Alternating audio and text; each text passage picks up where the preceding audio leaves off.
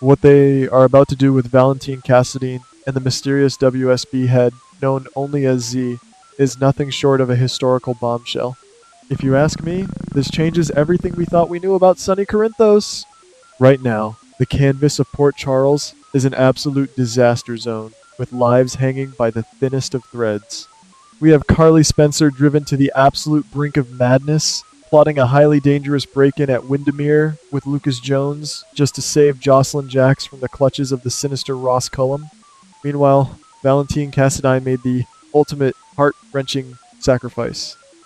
He looked Carly in the eye, kissed his beloved daughter Charlotte goodbye, and willingly walked into the lion's den, surrendering his freedom to the WSB to expose Cullum as the dirty, double-crossing agent working alongside the ruthless Jen Sidwell.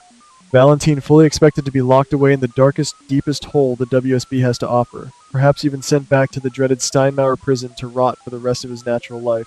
He gave up everything to protect the people he loves, bracing himself for an eternity of torment and isolation. When the mysterious WSB agents finally closed in and apprehended Valentine, the atmosphere was thick with impending doom. We all watched with bated breath, knowing Valentine's treacherous history with the Bureau. He is a man who knows too much, a former operative who has played the dangerous spy game better than anyone else in Fort Charles. As he was transported to what he assumed would be a heavily fortified black site for brutal interrogations, Valentine's mind was undoubtedly racing. He was preparing his psychological defenses, building his mental walls to withstand whatever torture the WSB had in store for him. He expected the cold steel of handcuffs, the harsh glare of an interrogation lamp, and the merciless questioning of agents desperate to extract his secrets regarding the Cold Fusion prototype and Cullum's rogue operations. But that's not even the craziest part. Instead of a damp, windowless dungeon, Valentine is escorted into a surprisingly civilized, highly secure room, and the man waiting for him is none other than the elusive Z, the very head of the WSB. There are no handcuffs slapped onto Valentine's wrists. There are no armed guards pointing weapons at his chest. There is only Z, sitting calmly, projecting an aura of absolute authority and quiet power. Z does not shout, he does not threaten, and he certainly does not treat Valentine like a common criminal. Instead, Z slides a highly classified, top-secret dossier across the table, a file containing unredacted, explosive information that has never seen the light of day. Valentine, a man who is rarely caught off guard, is completely thrown by this bizarre subversion of expectations. Why is the head of the WSB treating a wanted fugitive like an esteemed guest? But that's not even the craziest part. As Z begins to speak, he unravels a narrative that completely flips the script on everything we know about the current state of the WSB. For years, we have watched agents like Jack Brennan and Ross Cullum operate with impunity, bending the rules, breaking laws, and serving their own selfish, power-hungry ambitions. They are men who view the WSB as a personal weapon to wield against their enemies. But Z is cut from a completely different cloth. He reveals to Valentine that he has spent his entire career operating in the deepest shadows as a high-ranking agent not to amass power, but to serve true justice. Z firmly believes that the WSB must be a beacon of global security, not a corrupt syndicate for rogue operatives. He has been quietly, meticulously investigating the rotten apples within his own organization, biding his time, and building a master plan to completely dismantle the treacherous networks established by men like Cullum and Brennan. Z explains that his noble crusade to clean house led him down a very unexpected and highly personal path. While tracking the illicit activities and unauthorized operations of these rogue agents, Z began investigating the recent string of coordinated attacks specifically targeting Port Charles's resident mob boss, Sonny Corinthos. Z wanted to know exactly why his agents were so obsessed with taking down Sonny and what resources they were illegally funneling into these vendettas. During this exhaustive deep dive investigation into the attacks on the Corinthos organization, Z stumbled upon something buried deep within the WSB archives. It was an ancient, heavily encrypted genealogy file that had been deliberately hidden from the world for decades. Z cracked the encryption, expecting to find evidence of financial crimes or mob ties. What he found instead was a jaw-dropping twist that shook him to his very core. But that's not even the craziest part. Ladies, prepare yourselves, because this is the moment that will wreak devastation on the entire history of General Hospital. According to these long-buried, classified documents, the mysterious, powerful head of the WSB known as Z is actually Sonny Corinthos' secret biological cousin? Yes, you heard me correctly. The blood of the Corinthos family flows through the veins of the most powerful spy in the world. This is a revelation so massive, so incredibly shocking, that it completely rewrites decades of family history. Sonny has spent his entire life building his empire, relying on his chosen family and his children, completely unaware that he has a blood relative sitting at the absolute pinnacle of global intelligence. Z himself had absolutely no idea about his true heritage until he unearthed this file. It is a monumental, earth-shattering connection that ties the gritty mob underworld of Port Charles directly to the highest echelon of international espionage. How is this even possible, you ask? Z lays out the tragic, chilling history of his existence. Many years ago, Z's entire branch of the family was deliberately and methodically erased from all public records. They were victims of a highly classified, incredibly dangerous WSB black operation that required all traces of their identities to be wiped from the face of the earth. As a mere child, Z was taken, stripped of his true name, and thrust into a grueling, specialized training program. He was raised by the agency, molded into the ultimate operative, and forced to live under a completely fabricated identity. His entire life was a lie, orchestrated by the very agency he now commands. He was robbed of his family, his heritage, and his cousin, Sonny. The WSB stole his past to forge his future. But that's not even the craziest part. Naturally, Valentine Cassadine is not a man who blindly trusts anyone, especially not the head of an agency that has repeatedly tried to destroy him. Valentine immediately suspects that this is just another elaborate, psychological manipulation, a cunning trick designed by the WSB to use him as a pawn against Sonny Corinthos. Valentine challenges Z, demanding absolute proof of this outrageous claim. Without missing a single beat, Z produces undeniable, irrefutable evidence. He shows Valentine the official DNA test results, cross-referenced with the classified WSB genealogy reports and birth records.